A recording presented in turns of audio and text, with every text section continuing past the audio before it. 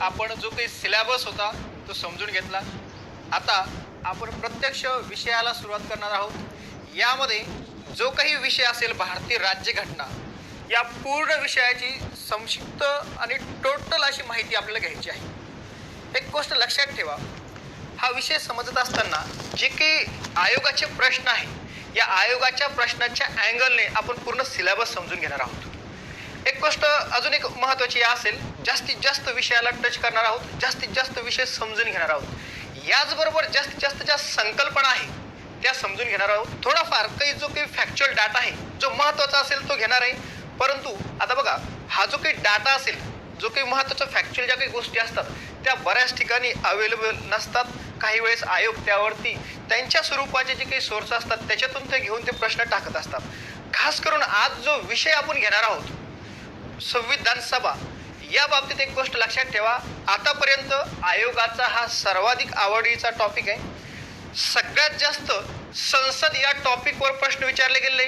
त्यानंतर नंबर 2चा हा टॉपिक आहे संविधान सभा, की ज्यावरती आतापर्यंत 2011 ते 2020 पर्यंत जवळपास सर्वाधिक जास्त म्हणजे 30 प्रश्न विचारले गेले. बऱ्याच वेळेस हे जे काही प्रश्न विचारले जात आहे हे नवीन स्वरूपात याची माहिती कलेक्ट करून आयोग यावरती प्रश्न विचारत आहे. सगळ्यात महत्त्वाचं एक गोष्ट आपण या ठिकाणी क्लिअर करून घ्यायची आहे की जे अवेलेबल मटेरियल आहे हे परफेक्ट करून, कन्सेप्ट परफेक्ट करून या गेसच्या आधारे आपल्याला हे प्रश्न निवडायचे आहे, या प्रश्नांची उत्तरं निवडायची आहे. तर विद्यार्थी मित्रांनो, आपण जास्त वेळ न खर्च करता प्रत्यक्ष विषयाला सुरुवात करू. आता बघा, सगळ्यात महत्त्वाचं जे काही संविधान सभा आहे याची आपल्याला डिटेलमध्ये माहिती घ्यायची आहे. ही जी काही संविधान सभा असेल, ही संविधान सभा आपण मुख्य 3 पॉईंटच्या माध्यमातून समजून घेणार आहोत. यातला पहिला पॉईंट असेल संविधान सभेची निर्मिती, दुसरा टॉपिक असेल संविधान सभेचं कामकाज आणि शेवटचा टॉपिक त्याच्यामधला असेल संविधान सभेची वैशिष्ट्ये. जर आपण संविधान सभेची निर्मिती जर बघितली तर यामध्ये आपल्याला माहिती घ्यायची आहे संविधान सभेची जी की पार्श्वभूमी असेल, ऐतिहासिक पार्श्वभूमी असेल ती समजून घ्यायची आहे. याचबरोबर संविधान सभा जी काही असेल त्या संविधान सभेची जी काही रचना असेल ती समजून घ्यायची.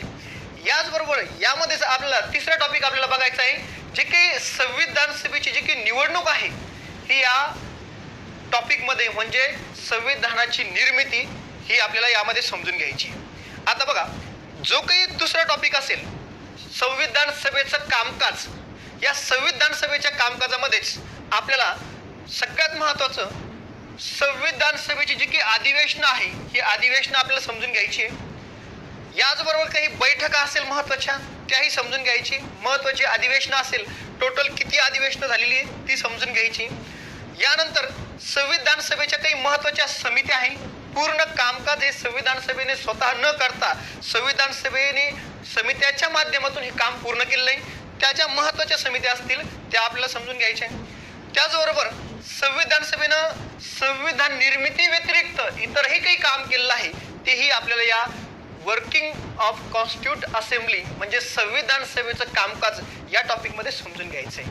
त्यानंतर आपण तिसऱ्या भागाकडे वळणार आहोत. यामध्ये असेल फीचर्स ऑफ कॉन्स्टिट्यूट असेंब्ली म्हणजे जे काही संविधान सभा असेल या संविधान सभेची काही प्रमुख वैशिष्ट्य आहे, ती प्रमुख वैशिष्ट्य कोणती असेल ती आपण या ठिकाणी समजून घेणार आहोत. यामध्ये मग आपल्याला सगळ्यात महत्त्वाचं बघायचं आहे की जे काही संविधान तयार झालेलं आहे हे संविधान, या संविधानाचे स्रोत कोणते असतील म्हणजे कोणत्या देशाकडून आपण कोणत्या बाबी स्वीकारलेल्या आहेत त्या आपल्याला या ठिकाणी बघायच्या आहे. याचबरोबर जे काही संविधानाबद्दल किंवा संविधान सभेबद्दल जे काही मत असेल, जे काही प्रमुख त्यावेळेचे जे काही महत्त्वाची व्यक्ती असेल यांचं जे काही ओपिनियन असेल ते आपल्याला समजून घ्यायचं आहे. तर बघा, अशा पद्धतीने मुख्य 3 टॉपिकच्या स्वरूपात आपण पुढे जाणार आहोत. पहिला टॉपिक असेल निर्मिती, दुसरा टॉपिक असेल कामकाज आणि तिसरा टप्पा असेल आपला वैशिष्ट्ये. तर आपण विषयाला सुरुवात करू. सर्वप्रथम संविधान समजून घेऊ. बघा, संविधान म्हणजे काय हा पहिला प्रश्न असतो आणि दुसरी गोष्ट असते संविधान सभा म्हणजे काय. बघा, सगळ्यात महत्त्वाचं संविधान, यालाच एक शब्द असतो समानार्थी शब्द, तो असेल घटना. त्याच्याबरोबरच याला संविधान म्हणजेच घटना, संविधान सभा म्हणजेच घटना समिती असं सुद्धा याला म्हटलं जाणार. आता 2 गोष्टी दोन गोष्टीतला फरक समजून घेऊ. बघा, संविधान म्हणजे काय?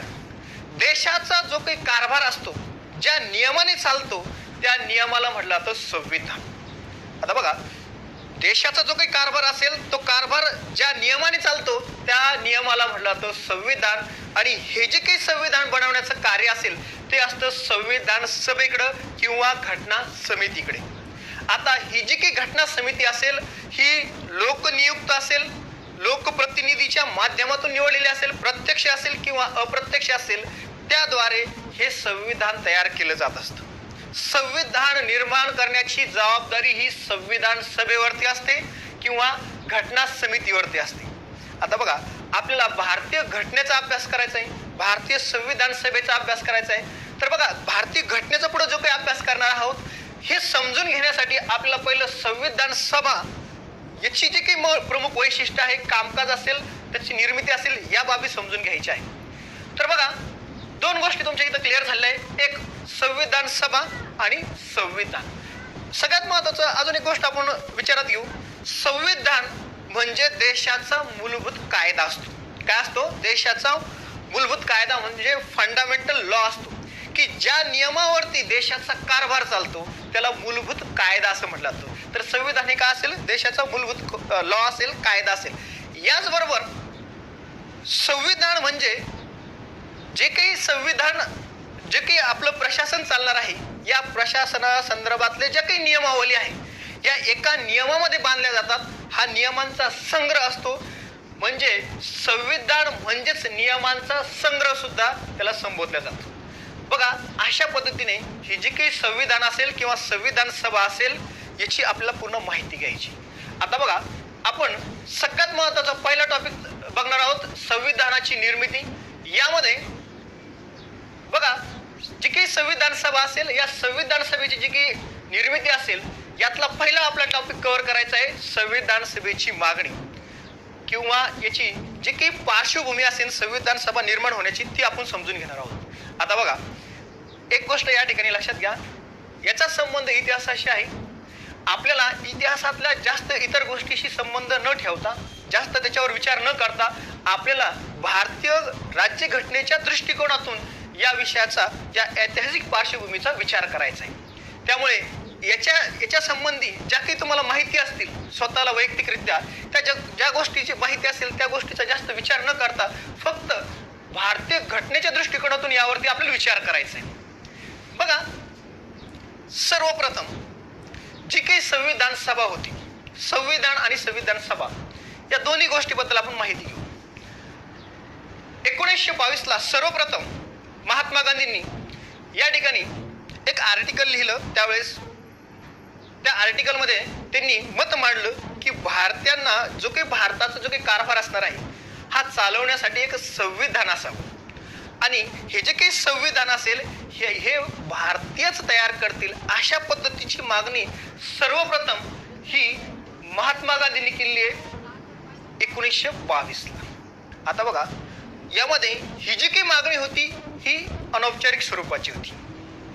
म्हणजे अनौपचारिक स्वरूपाची म्हणजे कसं? बघा, हे आर्टिकल लिहिलेलं होतं, लेख लिहिलेला होता, प्रत्यक्ष कोणाकडे अशा पद्धतीची मागणी केलेली नव्हती. परंतु इथून पुढे खऱ्या अर्थानं संविधान सभेची जी काही मागणी होती, ती मागणी किंवा संविधान काय असेल किंवा संविधान सभा काय असेल, याचं महत्त्व भारतीयांना कळायला सुरुवात झाली. आणि इतर नेते या गोष्टीवरती विचार करायला त्यांनी सुरुवात केली. आणि त्यानुसार हळूहळू आता संविधान सभेची, याचबरोबर संविधानाची सुद्धा मागणी व्हायला सुरुवात झाली. आता बघा, 1922 ला महात्मा गांधींनी अशी मागणी केली. याचबरोबर पुढे 1924 ला यावेळेची जी काही सर्वाधिक मोठी पार्टी होती, स्वराज्य पार्टी. आता एक गोष्ट लक्षात ठेवा, ही सर्वाधिक मोठी यामुळे होती की काँग्रेसने यावेळेच्या जे काही निवडणुका असतील, यामध्ये त्यांनी सहभाग घेतलेला नव्हता. इथं स्वराज्य पार्टीने सहभाग घेतलेला होता. त्यामुळे त्यावेळेस ती सगळ्यात मोठी पार्टी म्हणून उदयाला आली होती. आता बघा, स्वराज्य पार्टीचे जे काही प्रमुख होते, मोतीलाल नेहरू यांनी व्हाईसरायची कार्यकारिणी होती, यामध्ये सर्वप्रथम संविधान सभेची मागणी केली. कोणी? स्वराज्य पार्टीने 1924 ला. स्वराज्य पार्टीचं अजून एक महत्वाचं कार्य होतं की पुढे चालून जे काही मोतीलाल नेहरू यांनी जो काही नेहरू रिपोर्ट लिहिलेला आहे, त्याचा सुद्धा संबंध या ठिकाणी आपल्याला 1924ला स्वराज्य पार्टीशी संबंधित असल्यामुळे तोही आपल्याला समजून घ्यायचा आहे. अजून एक आपल्याला बिल बघायचं आहे, स्वराज्य बिल. बघा, टिळक हे असे व्यक्ती होते की ज्यांनी साधारणपणे 1897ला स्वराज्य बिल एक बिल तयार केलेलं होतं, जे ब्रिटिश पार्लमेंटमध्ये मांडण्याचा त्यांनी प्रयत्न केलेला होता. तिथले जे काही ब्रिटिश पार्लमेंट सदस्य होते त्यांच्याशी चर्चा करून ते विधेयक तिथल्या पार्लमेंटमध्ये मांडायचं होतं. त्या बिलाला म्हटलं गेलेलं आहे स्वराज्य बिल. परंतु ते काही कारणास्तव मांडलं जाऊ शकलं नाही, त्याच्यावरती काही चर्चा होऊ शकली नाही. नंतर मोतीलाल नेहरूने 1924ला जी काही संविधान सभा आहे, या संविधान सभेची मागणी केली.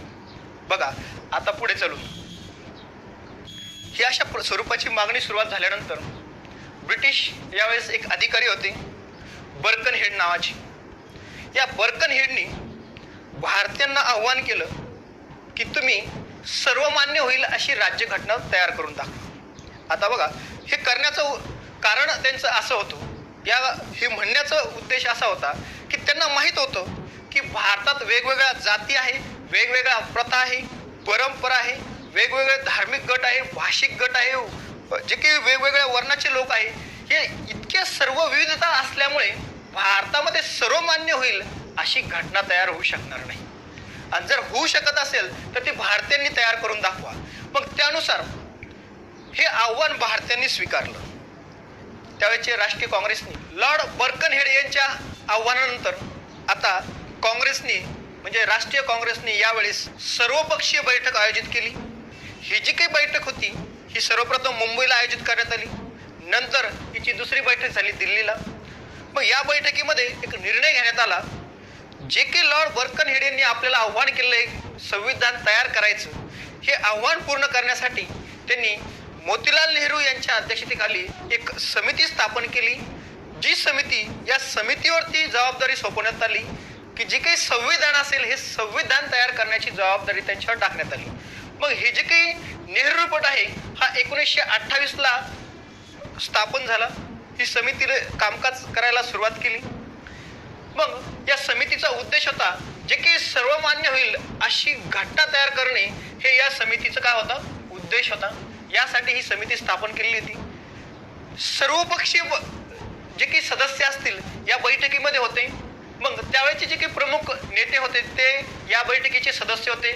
मोतीलाल नेहरू याचे अध्यक्ष होते, पंडित नेहरू याचे सचिव होते, सुभाषचंद्र बोस, सर अली इमाम, शोएब कुरैशी, मंगलसिंह, जी.पी. प्रधान, तेज बहादूर सप्रू, बापूसाहेब आने, बॅरिस्टर जयकर, एम.एन. जोशी यासारखे जे प्रमुख वेगवेगळ्या पक्षाचे वेगवेगळ्या गोष्टीशी संबंधित असलेले व्यक्ती या नेहरू रिपोर्टचे सदस्य होते. आता बघा, सुरुवातीला नेहरू समिती म्हटलं गेलं. या समितीने आपला रिपोर्ट तयार केला. जवळपास 87 कलम तयार करून एक मसुदा, संविधानाचा एक कच्चा आराखडा त्यांनी काँग्रेसकडे सुपूर्द केला. या रिपोर्टलाच पुढे नेहरू रिपोर्ट म्हटलं गेलं. आता बघा, 1929ला हा जो काही अहवाल होता तो स्वीकारण्यात आला. या अहवालानुसार 1929ला जे काही अधिवेशन भरलं, या अधिवेशनामध्ये आता याच कालखंडात एक गोष्ट अजून समजून घेण्यासारखी या ठिकाणी अशी आहे की काँग्रेसमध्ये या अहवालावरून फूट पडली. काही नेत्यांचं म्हणणं होतं की हा अहवाल कोणत्या स्वरूपात स्वीकारायचा, याची मागणी कोणती असेल, संपूर्ण स्वातंत्र्य की संपूर्ण स्वराज्य. मग यावरून हा वाद निर्माण झाला आणि पुढे 1929ला एक निर्णय घेण्यात आला. तो निर्णय असा होता की इथून पुढे आता भारतीयांची किंवा राष्ट्रीय काँग्रेसची मागणी ही संपूर्ण स्वातंत्र्य असेल. जे काही डोमिनियन स्टेट किंवा स्वराज्य हे जे काही संकल्पना होती आता ती सोडण्यात आली. आता संपूर्ण स्वातंत्र्य हा मुद्दा इथून पुढे काँग्रेसचा असणार आहे.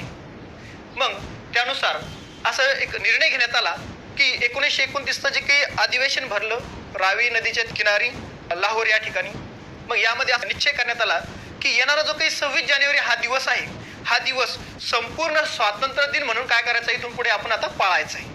भारताला आता भारतीयांनी स्वतः स्वतंत्र म्हणून मानायचं आहे आणि 26 जानेवारी हा दिवस स्वातंत्र्य दिन म्हणून पाळायचा आहे. मग अशा पद्धतीने पुढे 26 जानेवारी जो काही दिवस होता, 26 जानेवारी 1930 हा दिवस आता आपण स्वातंत्र्य दिन म्हणून पाळायला दरवर्षी सुरुवात केली. जो काही नेहरू रिपोर्ट होता, हा नेहरू रिपोर्ट घटना बनवण्याचा पहिला प्रयोग होता. याला आपण पहिली मसुदा समिती सुद्धा म्हणू शकतो. यामध्ये ज्या काही भारतीय घटनेसंदर्भात ज्या काही पुढे आपण बाबी स्वीकारलेल्या आहेत, त्या बऱ्याचशा बाबीचा संदर्भ आपल्याला नेहरू रिपोर्टमध्ये सापडतो. यातल्या एक एक गोष्टीचा विचार करू. बघा, याच्यामध्ये सगळ्यात महत्त्वाची मागणी केलेली ती संघ राज्य व्यवस्था, म्हणजे पुढे चालून आपण जी काही संघ राज्य व्यवस्था स्वीकारलेली त्याचा बेस आपल्याला कुठे सापडतो? नेहरू रिपोर्टमध्ये. जे की प्रांतासाठी एकच कायदेमंडळ असावं अशी सुद्धा शिफारस केली. प्रत्येक कायदेमंडळासाठी बघा, आपलं जसं केंद्रीय कायदेमंडळ असेल तसं प्रांत सुद्धा राज्य विधिमंडळ असावं अशी शिफारस या ठिकाणी करण्यात आली. याचबरोबर केंद्र सूची, राज्य सूची अशी विषय वाटणी करण्यात आलेली, अशी विषय वाटणी असावी अशी शिफारस केली आहे. पुढे चालून आपण परिशिष्ट 7 मध्ये अशा स्वरूपाची विषय वाटणी केलेली आहे. सगळ्यात महत्वाचं, जे काही राष्ट्र असेल ते निधर्मी म्हणजे सेक्युलर असेल, ही कन्सेप्ट आपण नेहरू रिपोर्ट मधून पुढे स्वीकारलेली आहे. आणि स्वतंत्र मतदारसंघ नावाचा एक प्रकार होता, त्याऐवजी राखीव मतदारसंघाची त्यांनी शिफारस केली. स्वतंत्र मतदारसंघ काय आहे आणि राखीव मतदारसंघ काय आहे हे तुम्ही इतिहासामध्ये समजून घेतलेलंच आहे. मग इथं आता त्यांनी जे काही स्वतंत्र मतदारसंघ आहे याला विरोध केला आहे, राखीव मतदारसंघाला त्यांनी त्याचं समर्थन केलंय. आणि सगळ्यात महत्वाचं, भारतीय घटनेमध्ये जो काही मूलभूत हक्क हा टॉपिक आहे त्यातला बराचसा भाग म्हणजे जवळपास 19 प्रकारचे हक्क, मूलभूत हक्क हे या मोतीलाल नेहरू रिपोर्टमध्ये किंवा नेहरू रिपोर्टमध्ये मांडण्यात आलेले आहे. बघा, म्हणजे हा असा पहिला प्रयोग होता जो संविधान आपण जे काही पुढे तयार केलेला आहे त्या संविधानाचा पहिला आरसा आपल्याला या नेहरू रिपोर्टला म्हणता येईल. आता एक गोष्ट लक्षात ठेवा, हे सगळं तयार केलं जरी ब्रिटिशांनी हे मान्य केलं नाही, पण एक गोष्ट एक भारतीयांना कळाली, हे विषय काय आहे, संघ राज्य काय आहे, मूलभूत हक्क काय असतात, विषय वाटणी काय असते, कायदेमंडळ काय असतं, या गोष्टी आता बऱ्याचशा भारतीयांना हळूहळू माहिती व्हायला सुरुवात झाली. या बाबतीत जनजागृती व्हायला सुरुवात झाली. आणि आता पुढे हा रिपोर्ट होता तो ब्रिटिशांनी फेटाळला. आणि इथून पुढे आता फेटाळल्यामुळे आता इथून पुढे 26 जानेवारी हा दिवस आपण आता स्वातंत्र्य दिन म्हणून पाळायला सुरुवात केली. आता बघा, याच्यानंतर जे काही एम एन रॉय होते, साम्यवादी नेते एम एन रॉय यांनी संविधान सभेची कन्सेप्ट मांडली. संविधान सभेची जी काही कल्पना आहे ती मांडली. त्यांनी असं मत मांडलं की भारतीयांची एक संविधान सभा असावी. यांचं सुद्धा एक मत महत्वाचं आहे. परीक्षेच्या दृष्टिकोनातून तुम्हाला हे विचारलं जातं, परंतु बऱ्याच कालखंडामध्ये आता या कालखंडात खऱ्या अर्थानं जे साम्यवादी नेते होते यांच्यावरती बंदी असल्यामुळे यांचा जो काही अहवाल होता, यांची जी काही मागणी होती ही दबलेली आहे.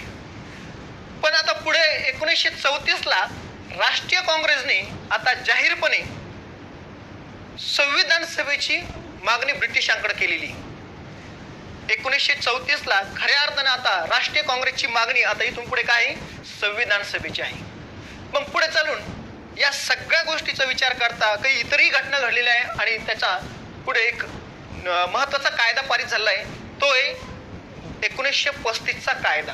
आता हा जो काही 1935चा कायदा होता यामध्ये ज्या काही महत्वाच्या तरतुदी होत्या त्या आपण समजून घेऊ. बघा, याच्यामध्ये सगळ्यात महत्वाचं, बघा आपल्या घटनेवरती अशी टीका केली जाते की 1935चा जो काही कायदा आहे हा आपण बऱ्याच प्रमाणात जसा तसा संविधानामध्ये स्वीकारलेला आहे. अशा पद्धतीची टीका करण्याचा जो काही उद्देश आहे त्याचं कारण जे आहे ते हे आहे की यामध्ये जवळपास 321 कलम देण्यात आली होती, 10 परिशिष्ट देण्यात आली होती. आपण घटनेमध्ये 8 परिशिष्ट जोडलेली आहे, 395 कलम आपण स्वीकारलेली आहे. यातली बरीचशी कलम आपण 1935च्या कायद्याचा बेस आधार घेऊन आपण काय केली, स्वीकारलेली. आता बघा, यामध्ये प्रमुख कोणत्या कोणत्या गोष्टी सुचवलेल्या होत्या त्या गोष्टीचा विचार करू. बघा, संघ राज्य स्थापन करण्यात यावं. आता त्यावेळेचे जे काही 11 प्रांत होते, आता हे जे काही असतील प्रांत हे ब्रिटिश प्रांत असतील. याचबरोबर जे काही संस्थानिक असतील, या संस्थानिक यांचा सुद्धा याच्यामध्ये सहभाग असावा अशी पद्धतीची शिफारस करण्यात आली. परंतु हे संस्थानिक पुढे चालून भारतीय संघ राज्यामध्ये समाविष्ट होऊ शकले नाही, त्यामुळे हे संघ राज्य तयार होऊ शकलं नाही. विषय वाटणी करण्यात यावी. आपण बघितलं नेहरू रिपोर्टमध्येच जे काही विषय असेल केंद्र सूची, राज्य सूची अशा पद्धतीचे विषय हे वाटणी करण्यात यावी. जे काही फेडरल कोर्ट असेल हे फेडरल कोर्ट स्थापन करण्यात यावं. ही जी काही तरतूद होती ही 1935च्या कायद्यामध्ये तरतूद होती. बघा जे काही फेडरल कोर्ट असेल हे फेडरल कोर्ट भारतातलं त्यावेळेचं सर्वोच्च कोर्ट असेल. याच्यानंतर जर पुढचं अपील करायचं असेल की प्रिव्ही काउन्सिल होतं, या ठिकाणी अपील करावं लागायचं. म्हणजे यावेळेचं जे काही फेडरल कोर्ट होतं हे सर्वोच्च कोर्ट होतं. याचंच पुढं बघा ज्यावेळेस आपण संविधान स्वीकारलं, संविधान स्वीकारल्यानंतर याचंच रूपांतर पुढे चालून आपण 28 जानेवारी 1950ला याचं रूपांतर सुप्रीम कोर्टामध्ये केलंय. मग पुढे चालून सुप्रीम कोर्टाची जी काही स्थापना आहे तिचा दिनांक किती असेल 28 जानेवारी 1950. जे फेडरल कोर्ट होतं या फेडरल कोर्टचंच रूपांतर आपण कशामध्ये केलंय मग पुढे सुप्रीम कोर्टामध्ये. आता बघा नंतर 10% लोकांना मतदानाचा अधिकार देण्यात यावा अशा पद्धतीची शिफारस 1935च्या कायद्यात करण्यात आली. सगळ्यात महत्वाचा जो काही ब्रह्मदेश असेल हा भारतापासून वेगळा करण्यात यावा. प्रशासनाच्या दृष्टीने ब्रह्मदेशाला वेगळं करण्यात आलं. अशा पद्धतीचे जे काही प्रमुख तरतुदी होत्या त्या 1935च्या कायद्यामध्ये होत्या. एक गोष्ट लक्षात घ्या, हा कायदा आपल्याला याच्यामुळे बघायचा आहे की यातल्या बऱ्याचशा तरतुदी परिशिष्ट या आपण नंतर स्वीकारलेल्या आहे. मग आता यानुसार घटना जी काही आपली तयार झाली त्याचा बेस या ठिकाणी 1935ला तयार झालेला होता. परंतु हा पूर्णपणे स्वातंत्र्य नसल्यामुळे, पूर्णपणे भारतीयांना अधिकार नसल्यामुळे या कायद्याला भारतीयांनी विरोध केला आहे. पंडित नेहरूंनी या कायद्याला अनेक ब्रेक असलेली व इंजिन नसलेलं यंत्र असं संबोधलेलं आहे. बॅरिस्टर जिना यांनी संपूर्ण सडलेला, मूलतः निकृष्ट आणि संपूर्णपणे अस्वीकार्य अशा पद्धतीचा कायदा मान्य केलेला आहे. अशा पद्धतीचं मत याच्यावरती मांडलेलं आहे.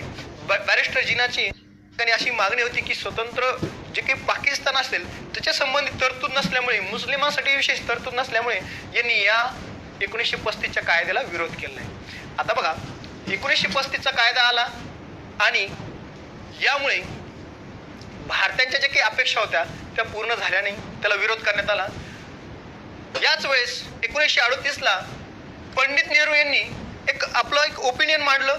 त्या ठिकाणी त्यांनी मांडलं की जी काही संविधान सभा तयार होणार आहे पुढे, ही संविधान सभा प्रौढ मतदानाद्वारे निवडलेली असावी. मग अशा पद्धतीचं मत सर्वप्रथम कोणी मांडलेलं आहे? पंडित नेहरूंनी. मग आता बघा तुमच्या एक गोष्ट लक्षात येते की हळूहळू संविधान सभेचा विकास व्हायला सुरुवात झाली. संविधान सभेची मागणी व्हायला सुरुवात झाली. ती कोणी निवडून द्यावी या स्वरूपाची सुद्धा मागणी व्हायला सुरुवात झाली. मग प्रौढ मतदानाद्वारे असावी की मतदानाद्वारे असावी अशा स्वरूपाची मत या ठिकाणी यायला सुरुवात झाली. परंतु ब्रिटिशांनी अजूनही याला मान्यता दिलेली नाही. आता बघा 1938 नंतर 1939ला दुसऱ्या महायुद्धाला सुरुवात झाली. दुसऱ्या महायुद्धाला सुरुवात झाल्यानंतर ब्रिटिश प्रशासन हे अडचणीमध्ये होतं. यामुळे त्यांनी भारतीयांचं सहकार्य घ्यायचं ठरवलं. त्यासाठी त्यांनी 1940ला एक ऑफर त्यांनी आपल्या भारतीयांना दिली. त्याला म्हटलं गेलं ऑगस्ट ऑफर. ही जी काही ऑगस्ट ऑफर होती, लॉर्ड लिनलिथगो यांनी ही ऑफर मांडली. यामध्ये जी काही घटना असेल ही घटना मुख्यतः भारतीय बनवतील अशा स्वरूपाचं स्टेटमेंट देण्यात आलं. याचा अर्थ असा होतो बघा 1940ला असं फर्स्ट टाइम मान्य करण्यात आलं ब्रिटिशांकडून की घटना बनवण्याचा अधिकार कोणाला असेल? भारतीयांना. मुख्यतः घटना हे भारतीय बनवतील. या शब्दाचा अर्थ असा आहे मुख्यतः भारतीय बनवतील. याचा अर्थ याच्यामध्ये अजून इतरही कोणते मेंबर असू शकतात. ते मेंबर कोणते असतील तर ते ब्रिटिश असू शकतात. त्याच्यावरती वर्चस्व कोणाचं असू शकतं? ब्रिटिशांचं असू शकतं. यामुळे भारतीयांनी या गोष्टीला अमान्यता दिली आहे, ही अस्वीकार केलेली. भारतीयांचं मत असं होतं की ही घटना पूर्णपणे कोण बनवतील? भारतीय बनवतील. त्यामुळे ही जी काही ऑगस्ट ऑफर होती ही फेल झाली आहे आणि त्याला आपण नाकारलेलं आहे. मग पुढे चालून 1942ला जे काही क्रिप्स मिशन भारतामध्ये आले, या क्रिप्स मिशनने आता मान्यता दिली की हे संविधान आता पूर्णपणे हे भारतीय बनवतील. 1942च्या क्रिप्स मिशनच्या नुसार जे काही संविधान असेल हे संविधान भारतीय बनवतील अशा स्वरूपाची जी काही क्रिप्स मिशनची योजना होती ती मांडली गेलेली आहे.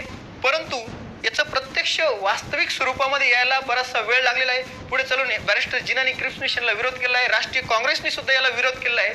मग पुढे खऱ्या अर्थाने 1945ला दुसरं महायुद्ध समाप्तीनंतर आता ब्रिटिश पार्लमेंटने डिक्लेअर केलं आहे की आम्ही लवकरात लवकर भारताला स्वातंत्र्य देणार आहोत.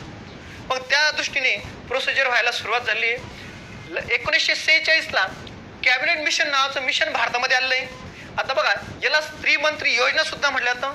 3 प्रमुख मंत्री या ठिकाणी याचे मेंबर असल्यामुळे याला त्रिमंत्री योजना सुद्धा म्हटलं जातं, कॅबिनेट मिशन सुद्धा म्हटलं जातं. हे कॅबिनेटचे मेंबर असल्यामुळे, मंत्री असल्यामुळे याला कॅबिनेट मिशन सुद्धा म्हटलं जातं. Pethick Lawrence, Stafford Cripps, A V. Alexander हे त्याचे मेंबर होते. हे बरेचसे सदस्य तुम्हाला माहीत असतात. 16 मे 1946ला त्यांनी ही योजना मांडली. या योजनेमध्ये फर्स्ट टाइम जी संविधान सभा असेल तिची स्थापना कशी होणार, जे काही प्रशासन असेल, हंगामी सरकार कसं चालवणार, या संबंधित तरतूद ही सर्वप्रथम कॅबिनेट मिशन मध्ये देण्यात आली होती. आणि पुढे जी काही संविधान सभा स्थापन झाली ती फक्त आणि फक्त कॅबिनेट मिशन नुसार स्थापन झाली. ही गोष्ट या ठिकाणी लक्षात ठेवा. तुम्हाला प्रश्न विचारला तो की संविधान सभा ही कोणत्या मिशनने, कोणत्या योजनेनुसार तयार झाली, तर त्याचं उत्तर असेल त्रिमंत्री योजना किंवा कॅबिनेट मिशन. कॅबिनेट मिशनने सर्व गोष्टी क्लिअर करून टाकल्या. मेंबर किती असेल, निवडणूक पद्धत काय असेल, या अधिवेशन कशी भरणार, काय, याची सर्व डिटेलमध्ये कॅबिनेट मिशनमध्ये माहिती दिली होती. मग आता बघा, कॅबिनेट मिशन योजना स्वीकारण्यात आली, कारण यामध्ये घटना बनवण्याचा अधिकार होता, हंगामी सरकार स्थापन करण्याचा अधिकार होता.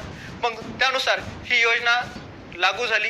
जुलै 1946ला या संविधान सभेच्या निवडणुका झाल्या आणि नंतर पुढे चालून 9 डिसेंबर 1946ला संविधान सभेचं कामकाजाला सुरुवात झाली.